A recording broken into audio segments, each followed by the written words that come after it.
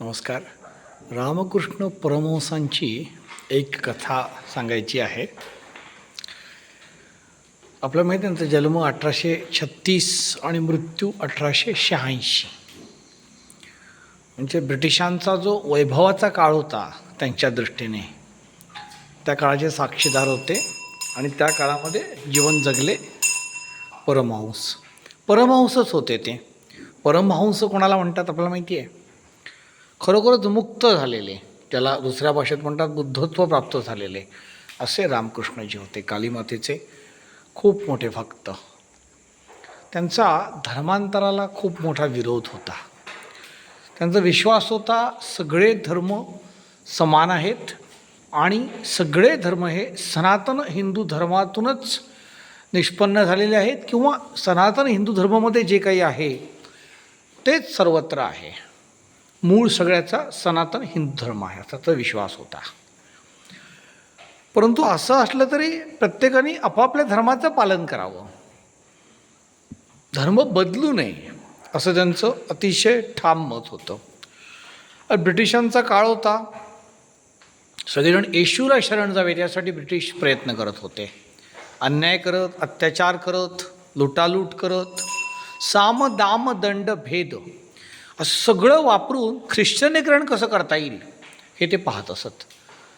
परमहंसांना बिलकुल पसंत नव्हतं. त्याच काळामध्ये एक बंगालमधले उत्कृष्ट कवी होते, दत्त आडनाव त्यांचं, मधुसूदन दत्त. मधुसूदन दत्तचं प्रसिद्ध होते अनेक काव्यखंड ग्रंथ. काहीतरी लालूचमध्ये, लोभामध्ये अडकून ते ख्रिश्चन झाले. आणि एकदा ते सहज असे रामकृष्णजींना भेटायला आले त्यांच्या मंदिरामध्ये कालीच्या. एक ग्रंथ त्यांनी परमहंसांना भेट दिला, नमस्कार केला आणि क्षेमकुशल विचारल्यानंतर त्याला विचारलं, कसं काय तुम्ही धर्म बदललात? तुम्ही तर सनातन धर्माचे होतात, ख्रिश्चन झाल्या जाता. एवढ्या मोठ्या माणसासमोर खोटं काय बोलायचं म्हणून ते म्हटले, माझा थोडा स्वार्थ साधला गेला म्हणून मी ख्रिश्चन झालो आहे. रामकृष्णाने त्याच्याकडे पाठ फिरवली. त्यांचा जो चेहरा त्यांच्याकडे होता, त्या कवीकडे, दत्तकडे, तो पाठ त्याच्याकडे केली. म्हटले, अशा निकृष्ट दर्जाच्या व्यक्तीकडे बघणे म्हणजे सुद्धा महापाप आपल्याला लागू शकतं. उपस्थित जे मंडळी होती त्यांना म्हणाले, मी तुम्हाला एक कथा सांगतो. एक म्हटले कावळा होता. तो असं म्हणाला एकदा की मी काळा असल्यामुळे सगळेजण माझी थट्टा करतात, उपहास करतात, आणि हा बगळा किती पांढरा आहे, गोरा आहे, म्हणून तो सगळेजण त्याला छान छान म्हणतात. तर मी आत्ता ह्या बगळ्यासारखा होतो. म्हणून तो कावळा एका किनाऱ्यावर नदीच्या गेला आणि असे दगड शोधले त्यांनी, आणि त्यांनी स्वतःचे पंख घासायला सुरुवात केली. पंख घासता घासता घासता रक्तबंबाळ झाला, पंख बाद झाले ते, आणि तो मृतप्राय झाला. हे म्हटले, जे लोक स्वार्थासाठी स्वतःचा धर्म बदलत आहेत, ख्रिश्चॅनिटीला शरण जात आहेत, सगळ्यांची अवस्था रामकृष्ण परमहंस, बुद्धत्वाला प्राप्त झालेला महापुरुष, ते म्हणाले या सगळ्यांची अवस्था, या धर्मभ्रष्टांची अवस्था अशीच होणार आहे.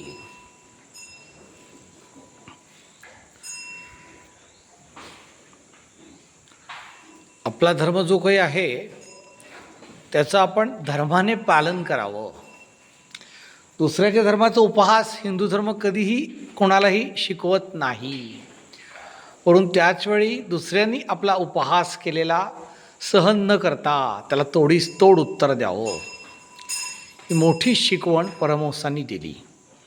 आपल्याला मधल्या ब्रिटिशांच्या काळामध्ये जे काळे इंग्रज त्यांनी निर्माण केले, त्या सगळ्यांनी आपल्या महापुरुषांना पुरतं बदलून टाकलं. मग छत्रपती शिवाजी महाराजांकडे सुद्धा शेकड्यात मुसलमान होते, अशी सुरुवात करून हजारो मुसलमान होते त्यांचे. मग तरी नसलेला मुसलमान गुरुजी त्यांचा मिळवून दिला. हे सगळे जे प्रकार आहेत त्याच्यामुळे रामकृष्णांचं सुद्धा हे रूप आपल्याला माहीत नसतं. नमस्कार. शेठ गोशाळा, रत्नागिरी मंडणगडमधून मी सचिन शेठ. जय गोमाता, वंदे मातरम. एक मुखाने बोलूया. भारत माता की जय.